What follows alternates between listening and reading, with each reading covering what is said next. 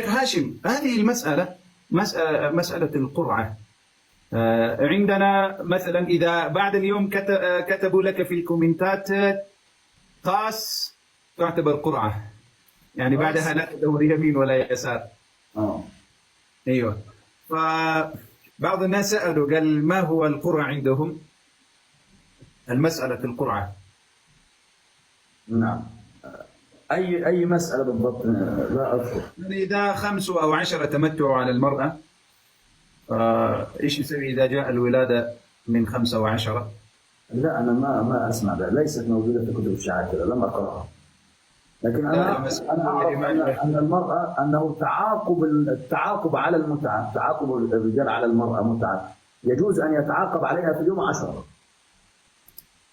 لا، أنا شفت فتوى خوئي قال إذا تمتعوا بالمرأة 10 و5 وجاء المولود ويقول واحد هذا لي والثاني قال هذا لي المولود والثالث، فالإمام الخوئي أفتى قال فبعدها إذا ما جابوا يعني لا أنا ما قرأت هذا صراحة. فتوى الخوئي هذه شيخنا فتوى الخوئي وتابعه عليها تلميذه الصرخي اللي هو المحمود بن فتله الصرخي. ذكر هذه يا شيخ هاشم والشيخنا قارئ أنه في حال اختلاف تعدد الآباء، أنتم عارفين يا إخواني عندنا مسابقات من سيربح السيارة أو من سيربح المليون، هم عندهم من سيربح الابن، فيدخل يأخذ اسمك أنت من هنا ويأخذ الاسم الآخر من هنا ويضعه داخل العلبة ويلا بسم الله يا الله اللهم صل على محمد، هذا من فلان ابن فلان وينتسب إليه. والله يا شيخنا هذه من الإشكالات المتعة، لذلك الله سبحانه وتعالى حرم علينا احنا هذا الزواج او هذا النكاح الباطل وابتلت به الشيعة، وهذا جزاء شيخنا كلامه في امهات المؤمنين. استباحوا عرض ام المؤمنين عليها الصلاة والسلام سيدتنا عائشة، فابتلاهم الله سبحانه وتعالى في اعراضهم. شيخنا اذا ممكن اخونا بلكونة الحوائج اذا طالب قسط تصعدونه، اتمنى شيخنا السيد البتار حسين يرسل له. فتوى الخوئي في صلاة النجاة يا اخوان في الجزء الثاني صفحة 382 لما قال ان ولد ينسب بالقرعة. لا، الرواية هذه أكبر تطبيق عليها هو السيستاني بنفسه. السيستاني مجهول الأب. أيوة ده لما الصرخ اتهم السيستاني أنه ابن قرعة. أحسنت شيخنا. نعم هذا أيضا يا ليت شيخ هاشم يبصرنا في المسألة.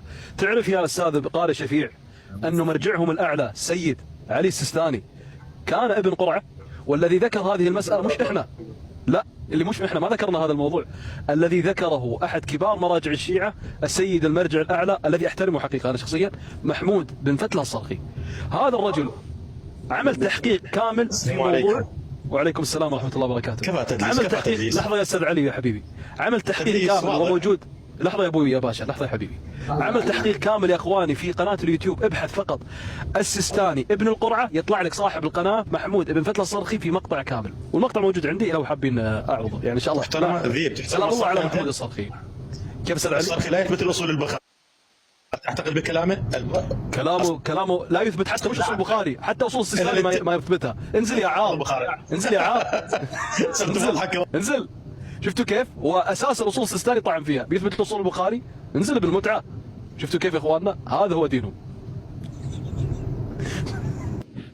السلام عليكم، حيا الله المشايخ، حيا الله شيخ ديب، حيا الله شيخ هاشم. يا شيخ هاشم اعطيه بوم يا اخي للشيخ يا اخي، بعض احيانا اعطيها بوم يا شفتش كان طلع معنا واحد بيقول لك بدل ما يقول بوم قال لك قلت له مين يا لوح؟ نسي من كتر ما بيقول بوم. ده عمل زي بكر، شفتوا بكر لما نظره يا هاشم يا عنده ايه بوم يا بوم ايه بوم 70 بوم في مداخله واحده.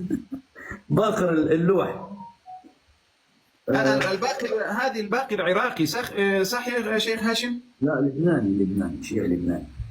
يا اخي يعني كيف تناظر معاه يا اخي؟ هذا الرجل من سبحان الله ما يفهم ولا اي شيء. الله اكبر يا اخي. يوم من الايام جابوا في مظلومية زهرة رضي الله عنها قول الشيخ الاسلام ابن تيمية رحمه الله في منهاج السنة النبوية، القول يعني يجيب سترتين ويخلي 5 و6 اللي تحت كله، لكن يجيب سترتين ويدلس على الناس. والله شوف يا حبيبنا، زي باقر. شيخ هاشم، انا اقطع لوالدك، انا باقر هذا انا اقول له يعني هو على اسمه، بس انزع حرف الالف، انزع حرف الالف فايش يصبح. احسنت، بارك الله. لا والله شوفوا يا اخونا القارئ، الله يبارك، انت راجل قرات القران وقرات في العلوم. الانسان طالب العلم اللي يسمع باقر ده يقول لك هذا ازرق شيء انا اشوفه من واحد يتحدث عن العلم. طب خلينا نشوف السيستاني الاول ابن القرعه كما يعني قالوا، هذا كما قال المرجع الصافي. هذه القرعه اوجدت اب السيستاني، ابوه شوف هذه الكوهكمري ومحمد باقر ومحمد مهدي الأصفهاني. والدة السيستاني هي ابنة المعمم المهراني، كانت كثيرة التعبد بالمتعة، يعني كانت كثيرا ما تتعبد بالمتعة، وقد تمتعت مع الثلاثة هؤلاء، يعني أم السيستاني تمتعت مع هذا وهذا وهذا، تمام؟